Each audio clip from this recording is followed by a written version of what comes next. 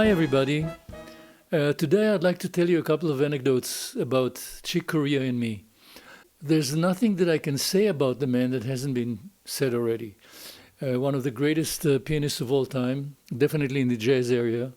Phenomenal composer. His tunes are being played all over the world all the time. Hits like Spain. The guy won 27 Grammys, and the last two were after his death. So he reached beyond his lifespan, into awards winning. And besides that, he was a wonderful guy. He was amazing. When he spoke, it was very simple. Sometimes, I used to wonder, how can he break something so complicated down to such simplicity? And then I would realize it's truth. The truth doesn't need a whole lot of elaboration. He would just say it as it is. And I'll give you a very cute example of what Chick used to do to me. We would talk for a couple of hours or whatever, and there was time to go. And Chick would say, "Hey, Misha, listen, if I don't see you, great." And I mean, that was Chick. He's just was full of heart, and I don't want to get too emotional here. Let me tell you a couple of things. One was that I was visiting New York for the first time in 1972. I visited with Blue Lou Marini from the Blues Brothers. Awesome sax player, Saturday Night Live, Blood, Sweat and Tears.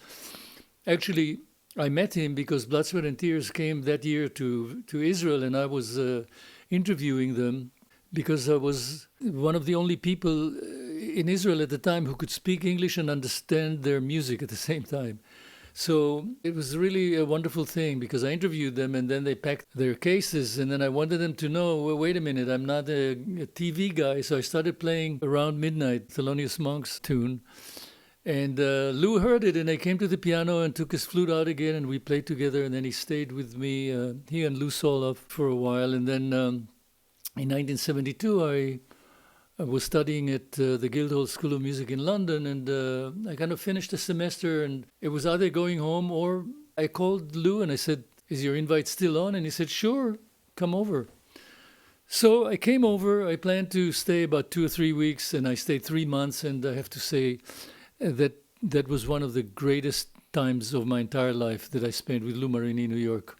One day, I was sitting there playing or something, and Lou burst into the pad and said, "Mish, you got to listen to this. It's Chick Corea's Light as a Feather." And he said, "This is really different." And we started listening, and that record turned my world upside down. I then bought one, took it with me to Israel, and I analyzed a couple of the tunes and studied part of a couple of the solos and started to start understanding what it was that he was doing, because Chick, above everything else, he created a language, for at least jazz pianists, but he extended John Coltrane's vocabulary to embrace the piano as well. And it was I don't want to get too technical, but the basis of it was the concept of pentatonic chromatic, using chromaticism within the pentatonic scale.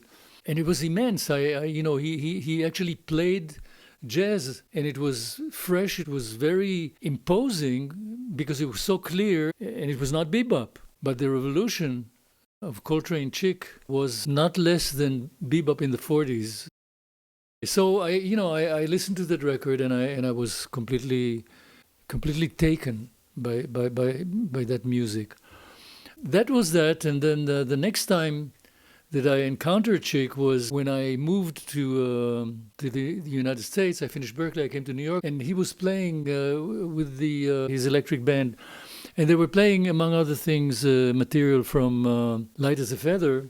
And when I heard him play at the Village Vanguard, I walked home after that and I said, well, I'm not going to play piano anymore.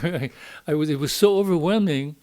And I was thinking, he's playing every note available. There's nothing more to do, which was not true, of course, but that was my feeling. And so that was that. And I really didn't perform much anymore after that, because it was such a high standard. I mean, Look, I'm saying high standard. Bill Evans is high standard. Oscar Peterson was high standard. Keith Jarrett is high standard. But at the time, that was the first time that I heard something, then anybody heard this kind of playing. And so it impinged, and it was very, very new. So move forward a few years. My second wife at the time knew somebody who was running the Mad Hatter studio, which was Chick's recording studio in Los Angeles. They were looking for a receptionist or someone to work there. I don't know what the post was. And she went there, and one day when I went to pick her up, Chick was standing there. And I said, Chick, I said, I'm Misha. And he said, yeah, I know you are. You're Laurie's husband. And so we started talking, and we hit it off. And he invited me to his home, and we met many times and spent a lot of hours together. And but the very first time he invited me to his home near the Los Feliz area, we talked a little bit, and had some tea. And then I said, Chick, I have to tell you a story. It's a little embarrassing, but I have to tell you the story. And I told him the entire story of how I bought his record and then studied his solos and then moved to New York, and I went to the Village Vanguard and listened to him play and decided I don't play anymore. And Chick looked at me, and it was one of those moments where, he was stern. He didn't like that at all. Of course he wouldn't. And he said, sit at this piano, play something. And I said, wait a minute. There was a piano there. And I said, I'm not playing with Chick in the same room. And he insisted. He said, I want you to play something. So I sat at the piano. I just recorded in the living room with my cell phone this tune that I played for Chick at the time. I'm going to play it for you right now. It's called Turn Out to the Stars.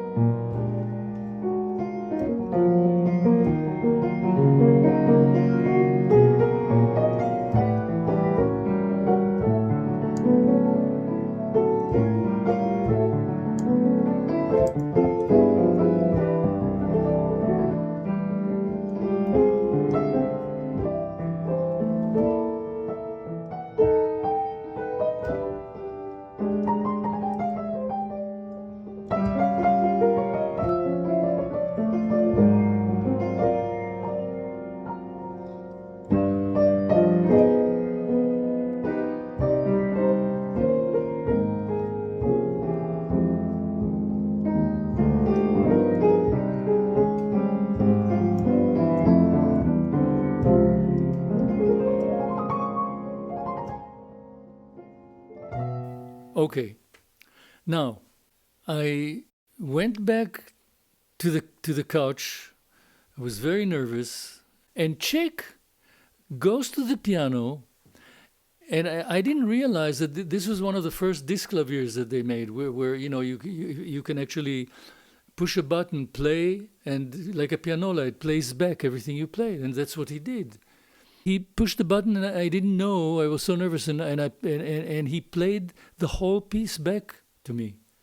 And he listened to it, and then he turned to me and said, "That's very good. Now go play."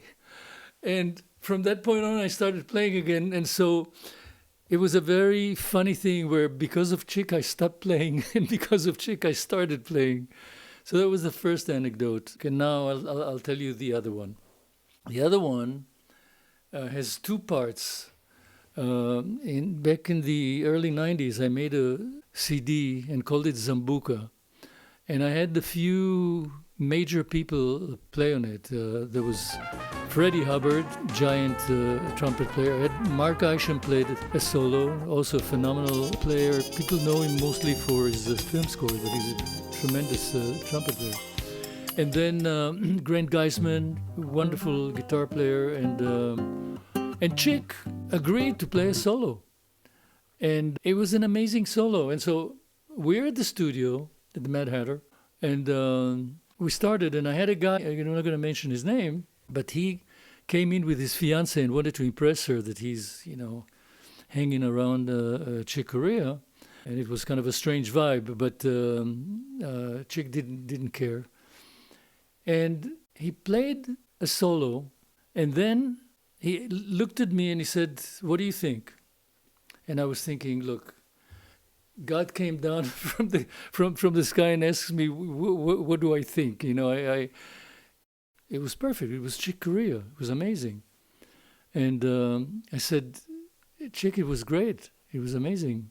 And so this dude said, I have something that I have a thought. And Chick turned to him. He didn't know who he was. And he said, yeah. So Chick was very courteous. He was amazing.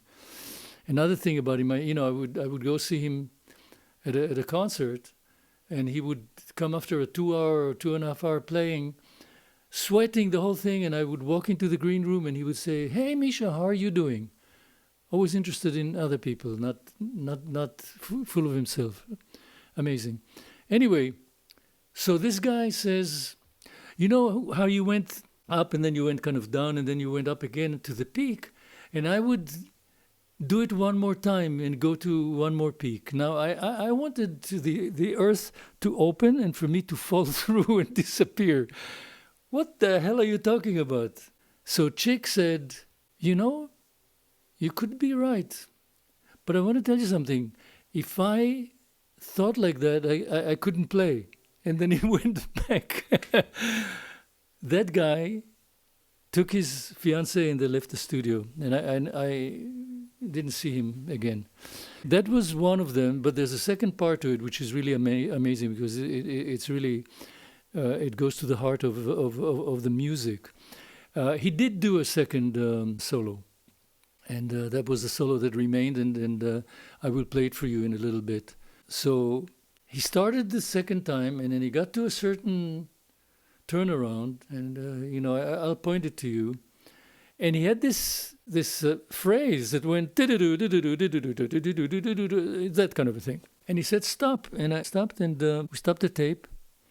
And he said, "Hold on, I want to practice this." And he and he did it a few times.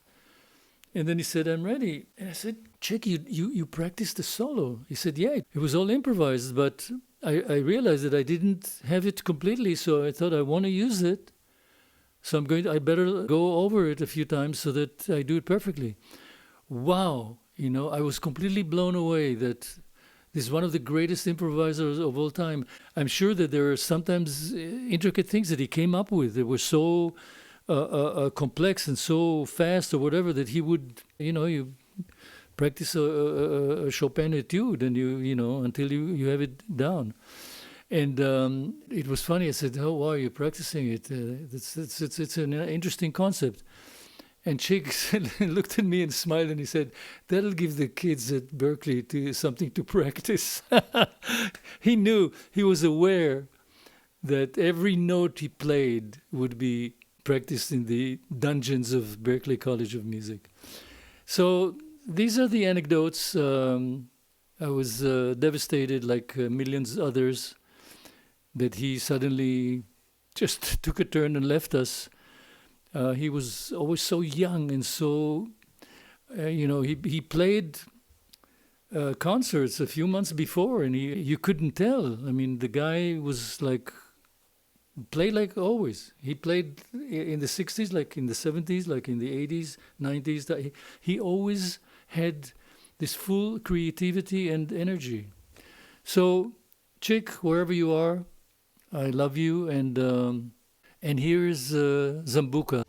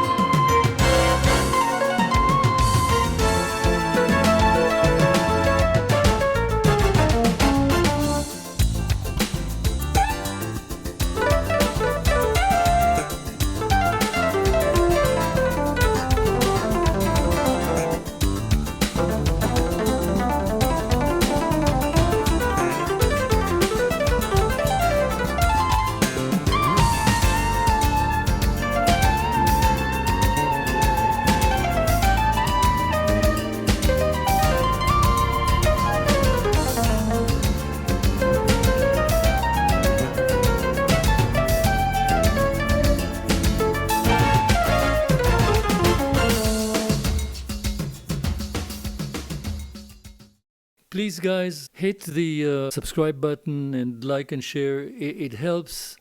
I want to keep this alive. I want to tell you stories. And I want you to also ask me questions. If you have any questions, if you want to know anything specific, I'm here. I would love to hear from you. Okay. See ya.